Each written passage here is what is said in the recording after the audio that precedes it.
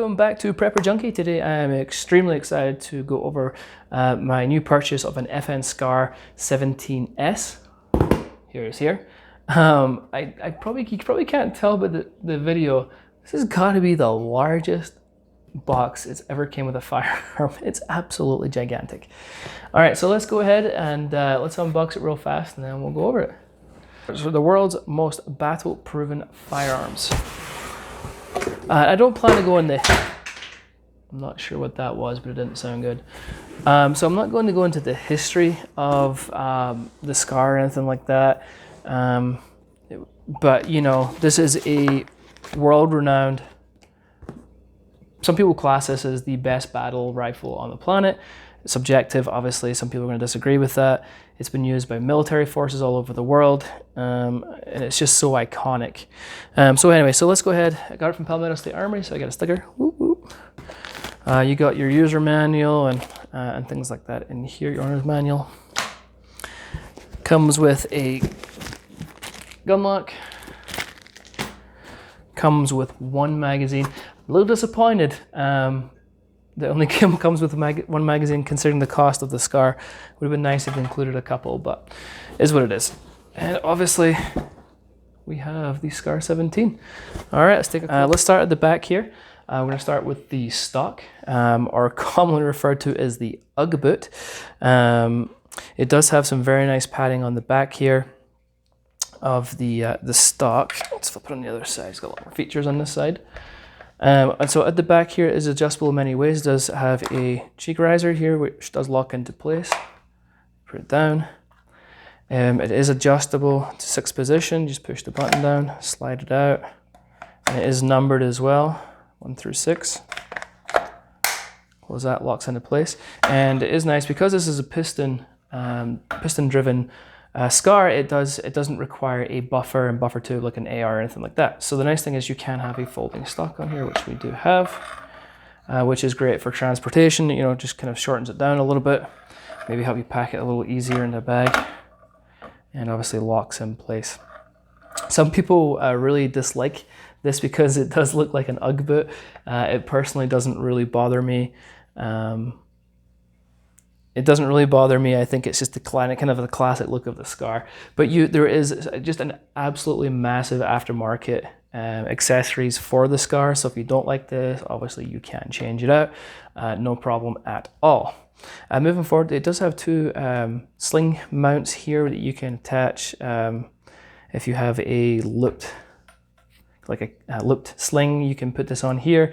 There is accessories where you can put in a QD mount by bolting it on here, and so you can have a QD mount if you wish. Again, endless opportunities for accessories. So if you like to accessorize your guns, this is another perfect platform for you. Moving up here, this is their iron sights. They're actually very, very nice. I really do like the iron sights. I think they're very, very usable. This one is just a flip up. And you have the height adjustment here, and it goes through let's have a look here. It's hard to read. 1, 2, 3, 4, 5, 6. It has 6 adjustments there. Again, very nice sights. It's nice you don't have to buy new ones either and put iron sights on. We're just going to skip to the front here, and this is the front iron sight, and you can see here it is enclosed, which is really nice. This one's locked in position. You can't just push this one up. There is a small part here you just gotta pull, and then flips up and locks in place. Again, I'm really impressed with the sights on the Scar. Very, very usable, very nice, very happy with them. Okay, so let's just move on down here a little bit. So the lower is made of polymer. This is a polymer lower. And the upper is an aluminum, and this whole piece is one piece here. So very strong, very rigid. You have the polymer here. You have ambi safety controls, which is a really nice feature. And as you can see here, ambi, very nice.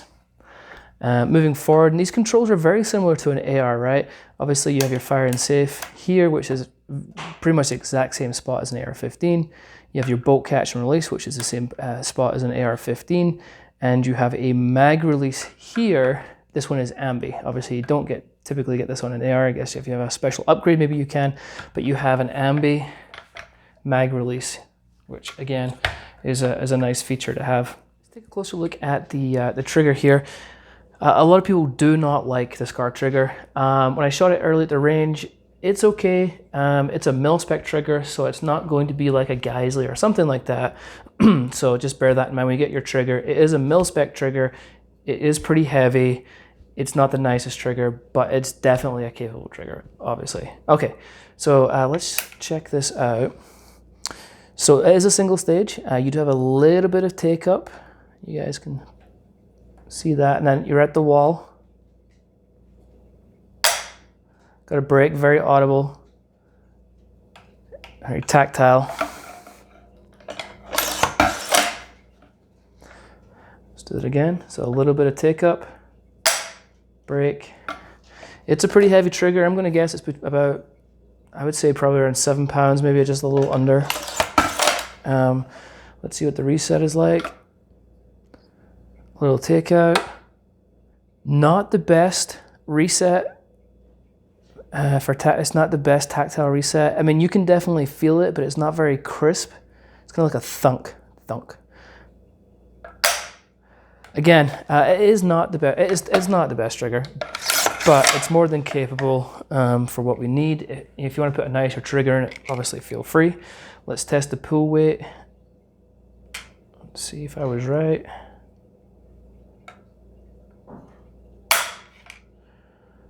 Just over 6.5 pounds. Let's do that one more time. Let's reset that. Okay, let's try this again.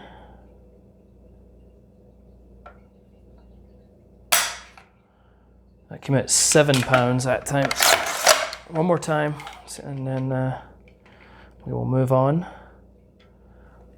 Okay, let's try this again.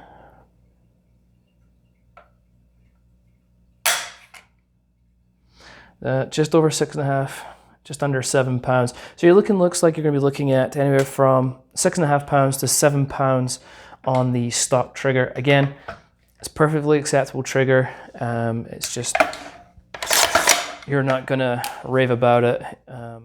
Okay, and then this is just the standard grip that comes with it. You know, they're not nice. I'm looking to change this out. Again, huge aftermarket selection. You can do whatever you want. So I'll be switching this out to something else, but that's what it comes with.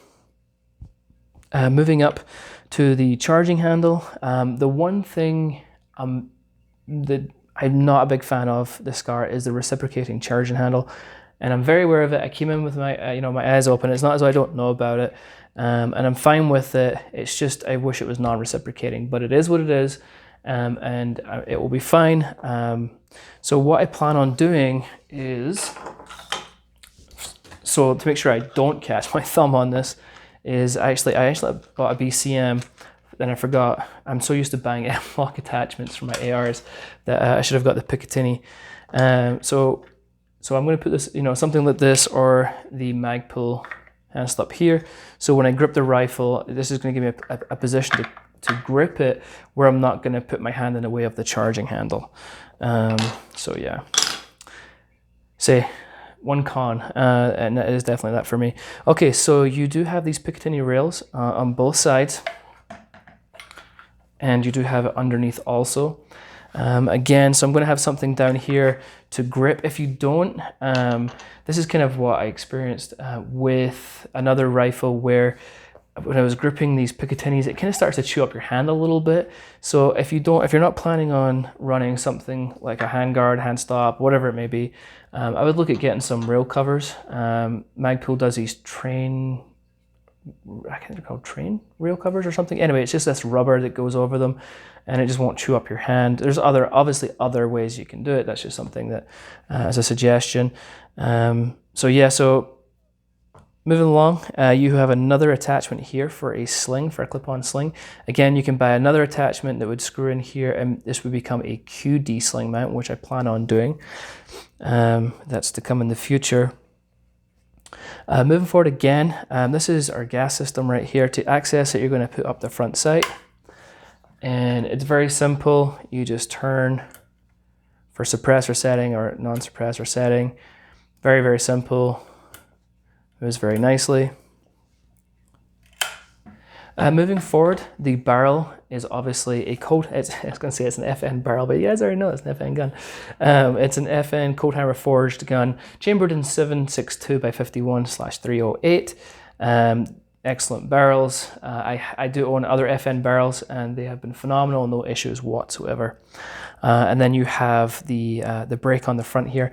Now, shooting this at the range, it was there wasn't much recoil as I thought there would be. It was pretty soft shooting considering this is a 308.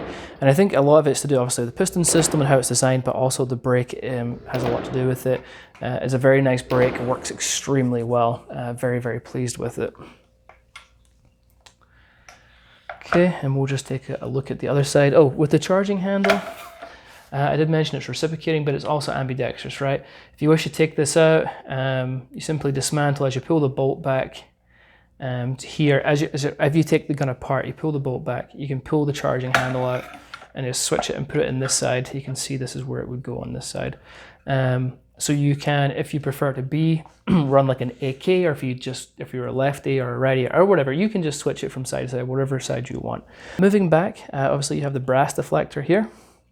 And I mentioned before, you have your mag release, your safety, and that is pretty much it. So I know not everyone's going to like the 50 Shades of FDE on a SCAR. And as I said, there is a black option. I did go with the FDE because it's so iconic. It's just when I think of a SCAR, this is what I think of, right? However, one thing I'd seen photos online, videos, and sometimes I've noticed that the top rail, this part here, I don't know if it's how they do the finish, but this is more green than I thought it would be. When I ordered this from Palmetto State Armory, this actually looked like the stock color, right? So when I got it, I was kind of surprised by the color, but apparently, and again, I don't know if it's just how cameras pick it up, I don't know if it's the color they've used, this is how they all look, which is, it's kind of a green/tan color. It's very interesting. Anyway, just so you're aware, if you're expecting a certain color when it comes, it might not be what you think. So just keep that in mind. To take the SCAR down, simply push this pin through, just kind of like a standard AR-50 maybe. There's only one front pin though, and then just pull down and this way, and clicks. To take the stock off, you're simply going to push down, and I'll just slide off. Take the side, push back just a little bit, and you're going to just kind of pull down just a little bit. If you don't, it'll just catch at the edge here, back here, and then you can pull that out. Pull your charging handle out, and slide the bolt carrier grip out, and you have disassembled it. So moving up to the optics. Now, I can't speak firsthand of this. Some people say it's a myth, some people say it's not.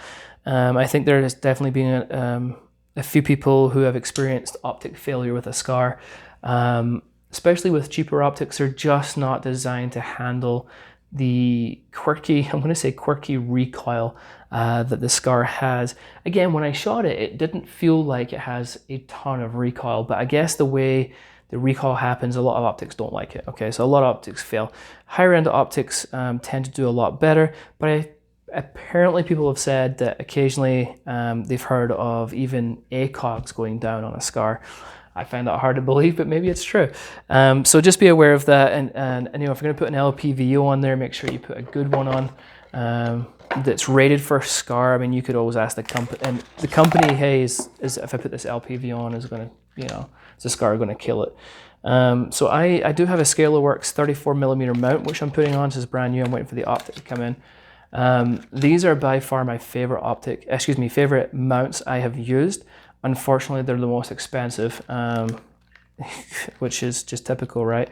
These mounts are about $400. They do a 30mm and a 34mm. I just actually sold my 1-in-6 Vortex with a 30mm mount because I wanted to go with the Vortex 1-in-10 on this with 34mm. So the reason why I went the Vortex 1-in-10, and again, there is a slew of optics that you can choose from. The 1-in-10 for me is like, I feel like it's going to give me the magnification for this, but it also gives me the 1x. Vortex has an amazing warranty. If the scar kills it, which hopefully it won't, but if it does, Vortex, I know for a fact, will absolutely 100% replace or fix my optic for free. They have the best warranty in the industry. So what's my first, I was going to say what's my final thoughts on this, but it's not my final thoughts. This is the beginning of a relationship with this scar. So I'm going to say what was my first impressions of it. I was surprised how well it shot. Again, I think I already covered this with how the recoil felt, how the gun felt. It felt great. I love the look of the scar. I'm super excited about it. Is it worth the money? I can't answer that honestly. Honestly, that's something that you have to decide for yourself. I will be honest, and I've always wanted a scar. I didn't think I would buy one, and I kind of bought this not on a whim, but I wasn't planning on purchasing it, even though I plan on buying one at some point. It came up on PSA's website, and prices for things are a little higher right now, as we all know, and I paid $3,500 for this scar. So it is very, very expensive. And again, is it for you? You have to decide that. I'm not going to answer that. Is it worth it to me? I think so. Again, this is just the beginning of the relationship with the scar. I've got a long way to go to really answer that yes or no question. Is it worth it for me? But I am super excited to shoot this rifle and so forth. Buy this. Link is in the description. It will take you through to, hopefully it's still in stock wherever I link it to for you guys. If you have any questions, any comments, please ask them below. I'm always happy to answer in any way I can. I might not know the answer though, so bear that in mind. If I don't respond straight away, please don't take it personally. YouTube doesn't always let me know when I have comments, and so sometimes it causes a delay in my response, and I apologize for that. I try to answer every one that comes in when I see them. So yeah, all right, that is it. All right, thanks everybody. I'll catch you next time.